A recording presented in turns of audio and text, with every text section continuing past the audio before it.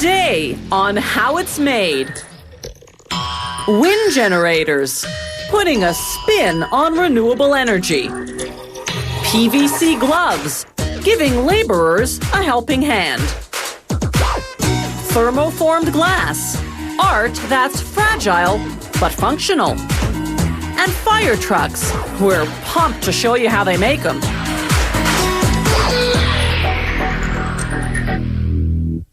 Wind generators harness the power of the wind to produce electricity. As the turbine's blades revolve, they drive a rotor that generates power. This can charge a set of batteries or even feed a transmission grid. Wind power is a renewable energy source that doesn't pollute. This type of wind generator is a recreational model, designed to power a boat or cottage with up to 500 watts of electricity. To make the propeller, they lay a template on a plank of western cedar, a rot-resistant wood that's flexible and durable, yet lightweight enough for the slightest breeze to set it spinning. After tracing, they drill a hole at each end and in the middle. Then remove the template and do a rough cut using a bandsaw. Then they put the template back, using those holes they drilled to align and secure it in place. Using a router this time, they do a precision cut. The plank of wood now has the contour of a propeller. The next step is to form the profile. To do that, they bolt the wood onto the right side of a specially designed device called a propeller carving machine. On the left side is a model propeller. After adjusting the model to the proper angle, they start to cut.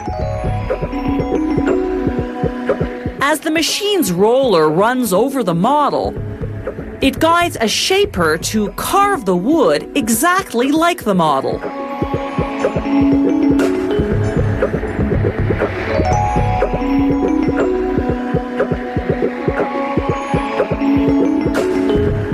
It takes about 8 passes to get the propeller's profile just right.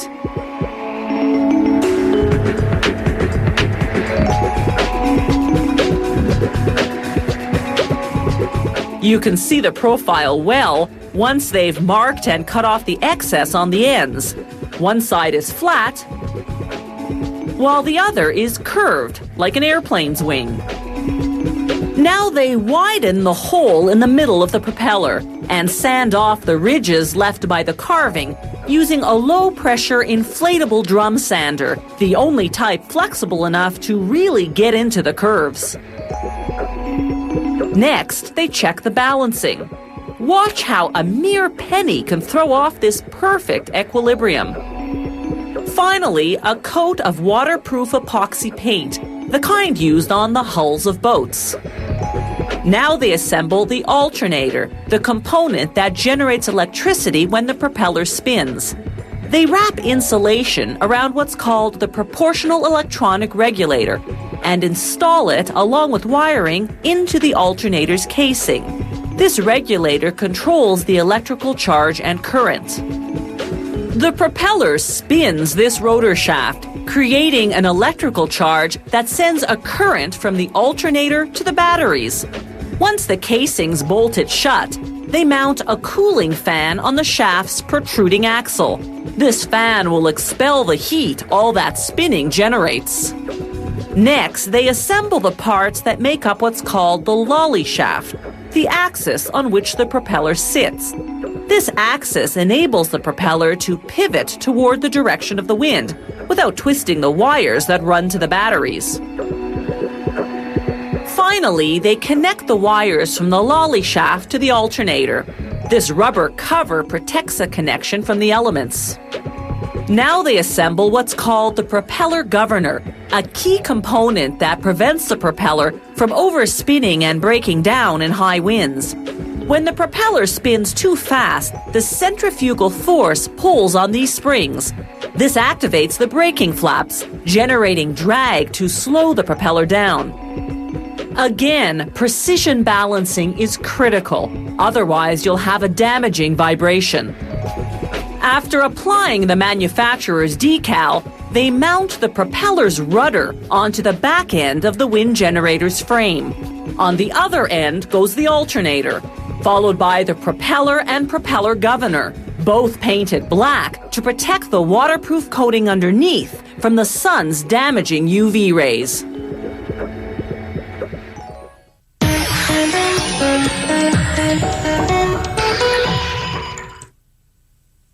Polyvinyl chloride, commonly known as PVC, is a durable material similar to plastic.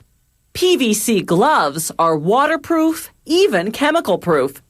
All kinds of laborers wear them, from commercial fishermen to oil refinery workers. PVC gloves are comfortably flexible, yet sturdy. Production begins at the cutting station with stacked sheets of cotton flannel. Using a hydraulic cutting machine and a series of dies, workers slice through some 20 layers in one fell swoop, cutting out the pieces required to make cotton gloves. Those gloves will either be sold as is or used as linings for PVC gloves.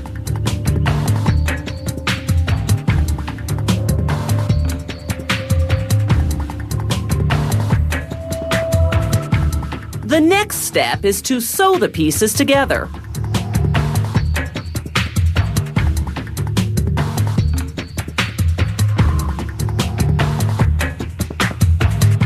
It takes a speedy seamstress just 30 seconds per hand.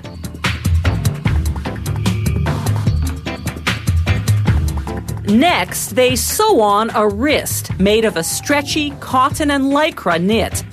This seamstress works the wristing machine so quickly, we had to ask her to slow down so that we could actually see what she's doing.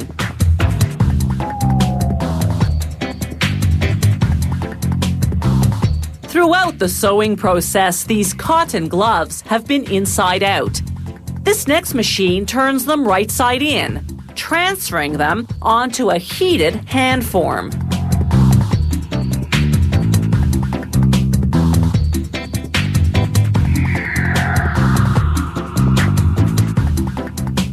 The machine then presses each glove onto the form.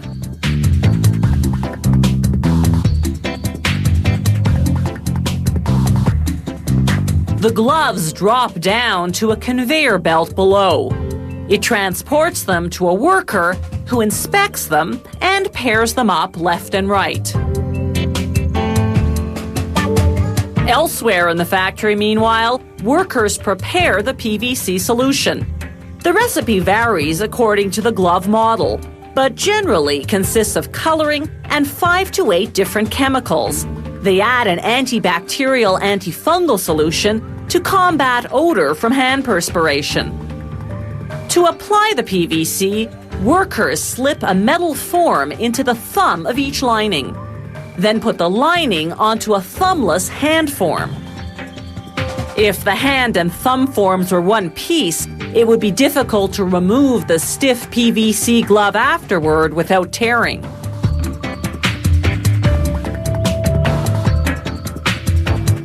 The linings go through what's called the singer, a propane flame that burns off any dust or loose threads.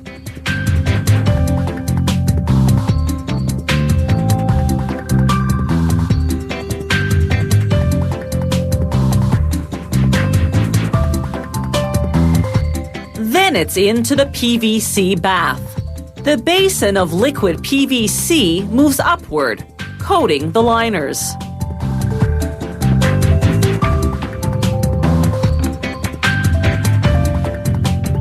As the basin descends, the excess drips off. Then the gloves go for a spin under infrared lamps for 45 seconds. The spinning spreads the PVC uniformly so that it doesn't accumulate on the tips of the fingers, forming clumps. The heat ensures it dries evenly. After a second coat, the gloves pass through a propane-fired furnace for about 20 minutes at 190 degrees Celsius, then through a cooling chamber for 5 minutes. For glove models with extra strong grip, They blow PVC chips onto the first coat of PVC while it's still wet. When the gloves go through the furnace, the heat embeds the chips. After cooling, the gloves are dried and cured and ready to handle a hard day's work.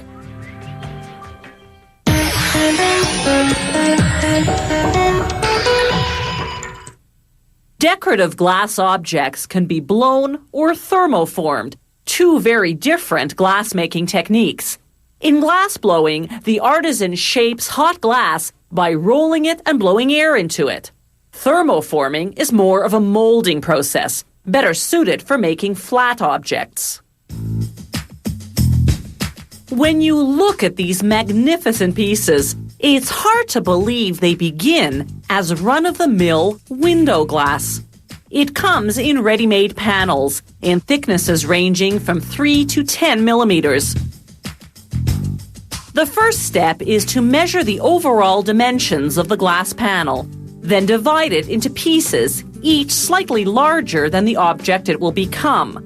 They'll turn this panel into large decorative plates, so they divide it into 3 squares, each about 35 centimeters in diameter.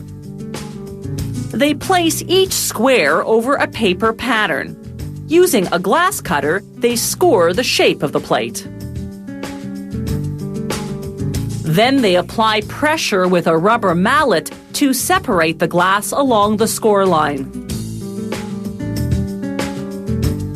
They cut away the excess, breaking it off with a few gentle taps.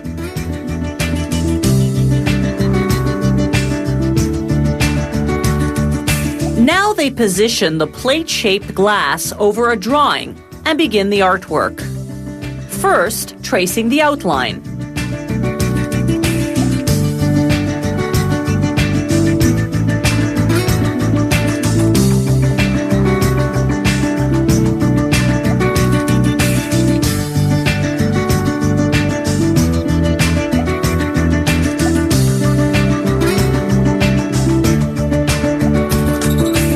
Now they embellish the design and fill in the details.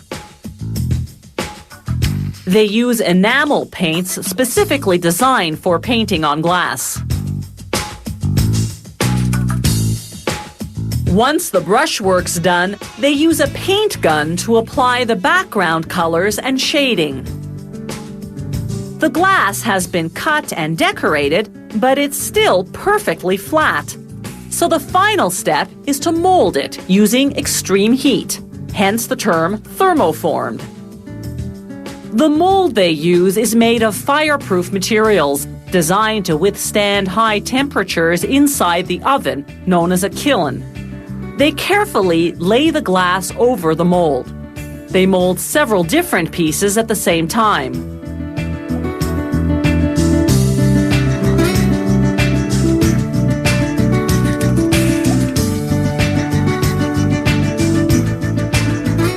In the intense heat of the kiln, the glass will melt and take on the exact shape of the mold, right down to the most intricate textural detail.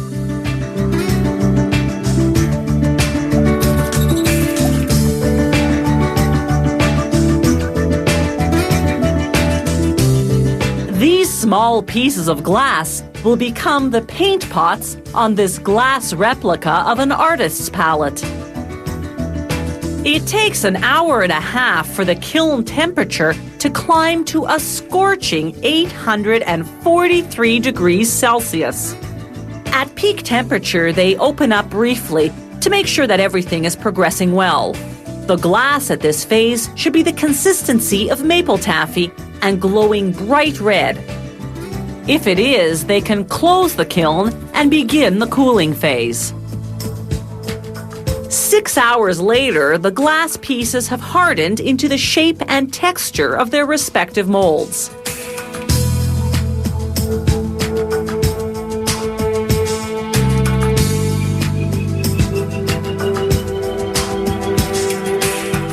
These plates and spoon rests and other pieces are cool enough now to come out of the kiln.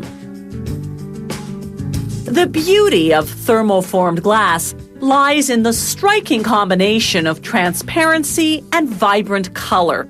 Add to that the endless shape possibilities, and you've got truly functional art.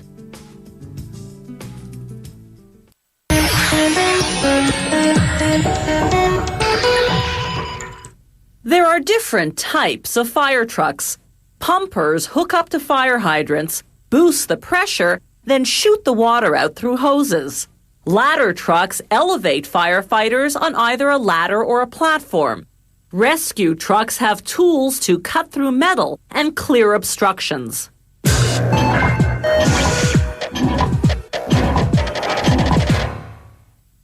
Early firefighters couldn't do much more than pass buckets of water from man to man.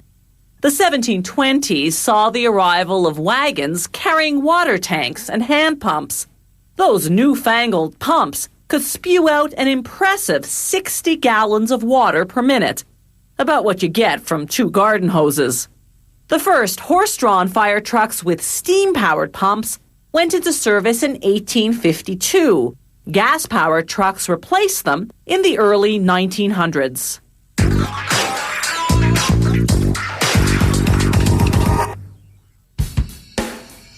This pumper truck can deliver 6,000 liters of water per minute.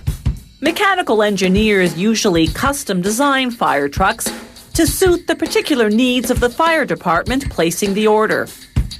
The truck's body is made entirely from 4-millimeter thick sheets of marine-grade aluminum. Following the technical drawings, workers cut the aluminum panels to the sizes required, notching certain corners at a 90-degree angle. Workers weld the pieces together to form what's known as the crew cab. The crew cab not only carries the firefighters, it also houses the control panel for the water system.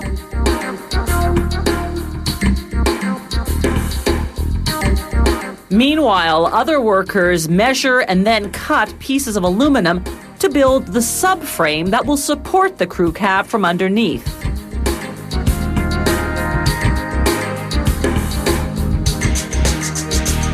They weld the parts together.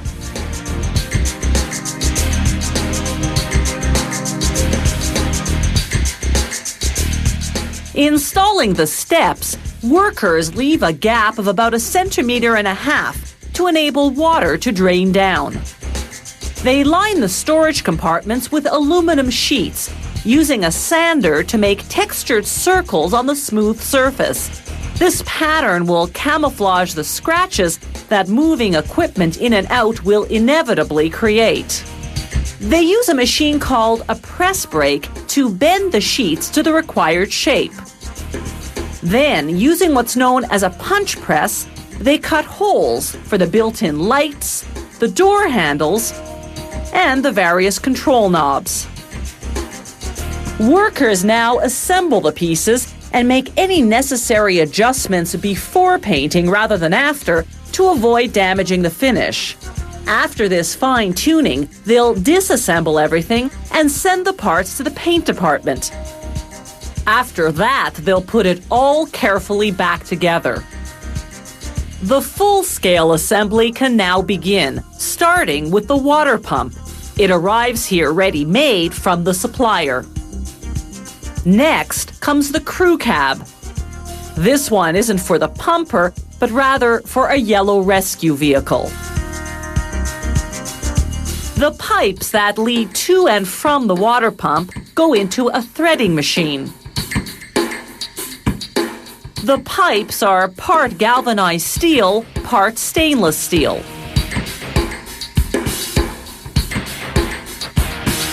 Once they're threaded, they're ready to be screwed into the pump's water outlets. The drive shaft, that long piece coming from the transmission, doesn't just perform its usual job of turning the rear axle when the truck is in motion, it also powers the water pump when the truck is parked fighting a fire. This control box runs the fire truck's electrical system, including the flashing emergency lights. Each wire is color-coded, number-coded, and function-coded. Workers run the wires from the box to the control panel in the crew cab.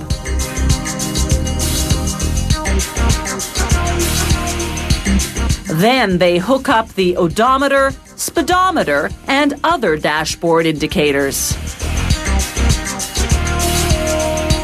They install water pressure gauges, adapters for connecting the hoses to the water system, and pressure release valves for adjusting water pressure. Lo and behold, a shiny new fire truck built to a department's exact specifications. Only there's one thing the client didn't have to specify, that it be painted fire engine red.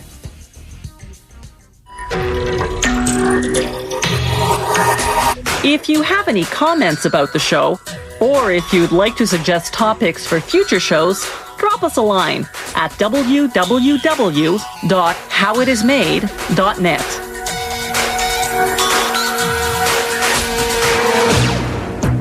The How It's Made crew vehicle is courtesy of Subaru Canada. Kinks in Assembly put the police bike's NYPD debut in jeopardy. Coming up next on American Chopper. Creative differences generate tension on the Hildebrandt restoration. It's American Hot Rod. Tonight. Scientists know that another massive eruption is due. They just don't know when or where. Supervolcano. Sunday.